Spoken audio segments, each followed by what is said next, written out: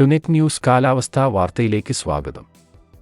കേരളത്തിൽ ഇന്നും വിവിധ ജില്ലകളിൽ വേനൽമഴയ്ക്ക് സാധ്യതയെന്ന് സ്വകാര്യ കാലാവസ്ഥാ നിരീക്ഷണ വിഭാഗമായ മെറ്റ്ബീറ്റ് വെതർ. തെക്കൻ ജില്ലകളിലാണ് കാര്യമായ മഴസാധ്യതയുള്ളത്.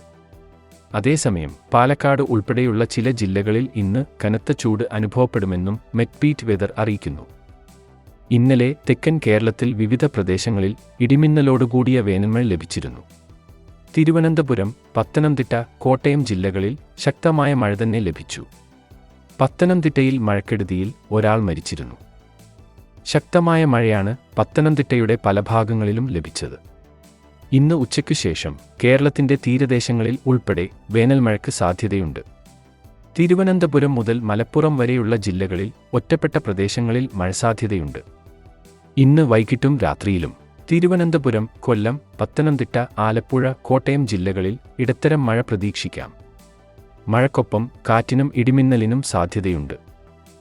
തിരുവനന്തപുരം ജില്ലയിലെ നെടുമങ്ങാട്, തിരുവനന്തപുരം, വിതുര, മണ്ണന്തല, വെഞ്ഞാറമൂട്, കുറ്റിച്ചാൽ, പാലോട്. കൊല്ലം ജില്ലയിലെ കൊട്ടാരക്കര, പുനലൂർ, കരുനാഗപ്പള്ളി, കായംകുളം.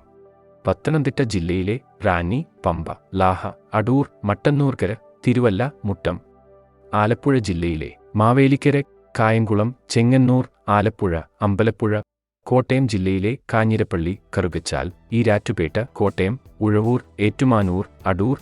ഇടുക്കി ജില്ലയിലെ പൈനാവ്, പീരുമേട് എന്നിവിടങ്ങളിൽ രാത്രി ഇടത്തരം മഴയ്ക്ക് സാധ്യതയുണ്ട്. എറണാകുളം ജില്ലയിലെ അങ്കമാലി, ആലുവ, കളമശ്ശേരി, പറവൂർ. തൃശൂർ ജില്ലയിലെ പെരിങ്ങൽകുത്ത്, കൊടുങ്ങല്ലൂർ. മലപ്പുറം ജില്ലയിലെ വെന്നിയൂർ, ചെട്ടിപ്പടി എന്നിവിടങ്ങളിൽ വളരെ നേരിയ മഴ ലഭിച്ചേക്കാമെന്നും മെറ്റ്ബീറ്റ് വെതർ അറിയിച്ചു. കാലാവസ്ഥാ വാർത്തകൾ കൃത്യമായി ലഭിക്കാൻ ചാനൽ സബ്സ്ക്രൈബ് ചെയ്യുക. നന്ദി.